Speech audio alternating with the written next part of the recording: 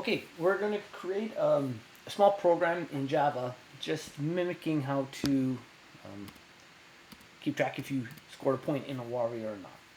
So in order to do this, we want to use some windows to prompt users, asking them how they've done. So in order to do that, we're going to have to import a JavaX library.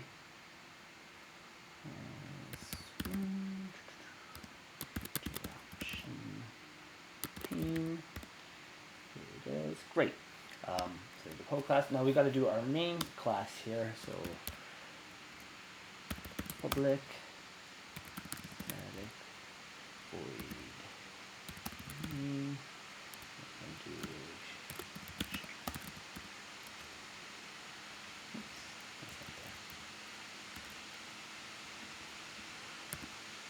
Okay.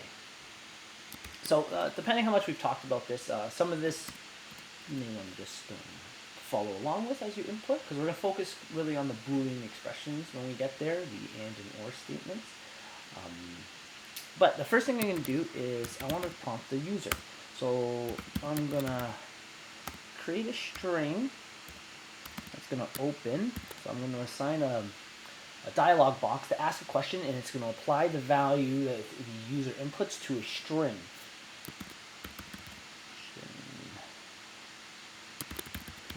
Show message. Oh, not message. Sorry, that's output. Show input.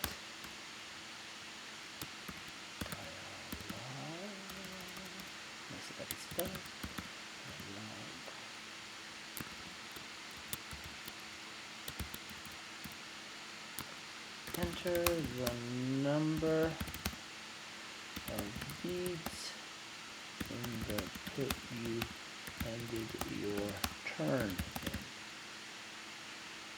Okay. There you go. Oh, of course. And did I do a colon? There's a semicolon. So there's our string. It's going to input. It's going to prompt us to input a value. Now this value is going to be a string. And in order to use my if-else statement later on and our Boolean operators, I actually have to parse this. I have to change the string into an integer. So the integer, I'm going to call value, and I'm going to run it through integer dot. Yes, that's it. Num string. Perfect. That's the one I want. Excellent. So it's now going to change whatever the user input it from a string value to an integer value so that we can now deal with it in our if statement. So if something's going to happen, well, I'm going to kind of build it out here. If I'm going to do an or statement. So these two vertical lines stand for or. Okay, so I'm going to put two statements. You'll see here's a set of brackets highlighted yellow, and here's another set of brackets highlighted yellow. The value, which is that integer now, if value is equal to 2, value is equal to 3. So you notice I put two equal signs. This is the comparison. It's going to compare if something is equal to something. If you just have one equal sign, that's an assignment in programming, and that's going to give that value. It's going to change the variable value to the number 2. And we want it to check. Check if value is equal to 2, and check if value is equal to 3. So if it's equal to either of those, what do I want to happen? Well, I want a prompt to happen. Okay, option pane show message. There it is. Show message. No.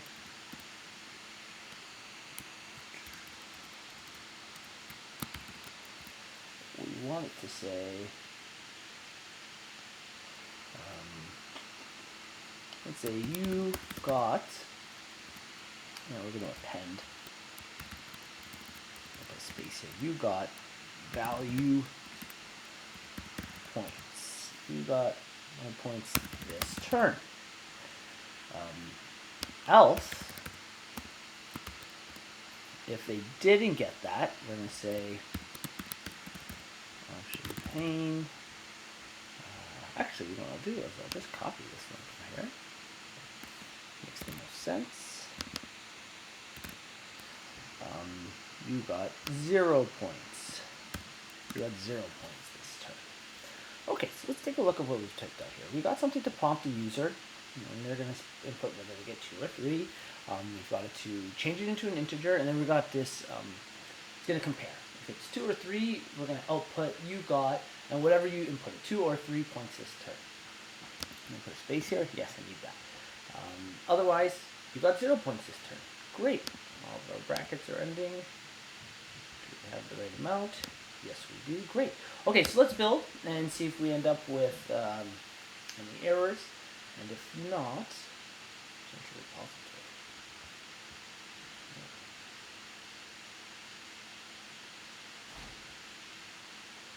Okay.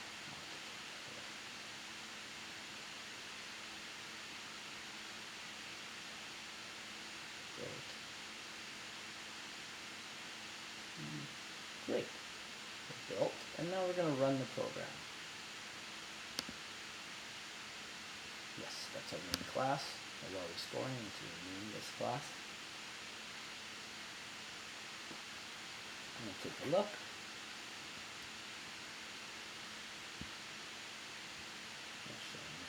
Here we go.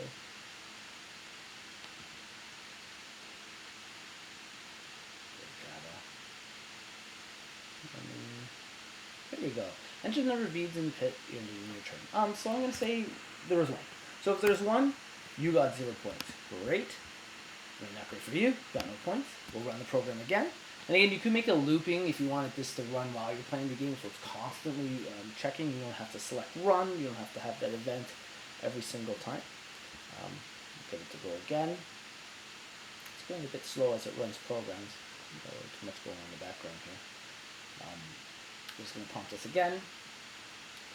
Let's say we got 3. Well, then you got 3 points this turn. Great. So that was with an OR statement.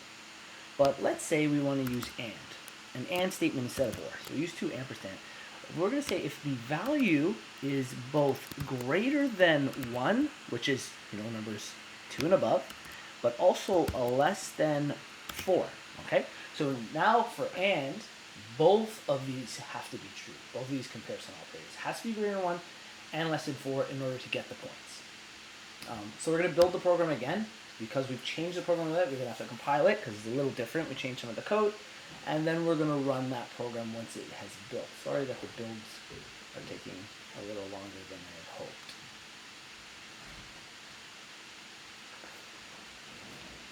Compile.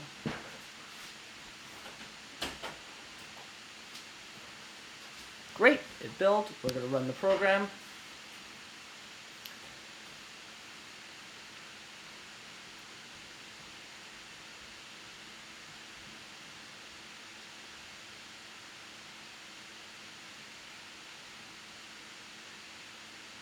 There we go. Let's see. Enter number of beats. Let's try 5. So greater than 4. You got 0 points this turn. Unfortunate for you.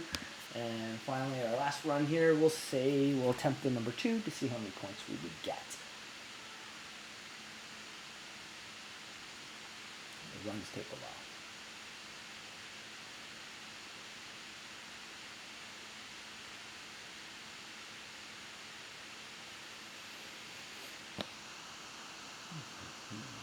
There we go. Let's say if you get 2, hey, you got 2 points. Great. So what's neat is this kind of shows the relationship between the game of Oware when you're actually selecting out of a pit, how you have to incorporate comparison operators and Boolean operators to make the decisions of whether you got points or not in the game.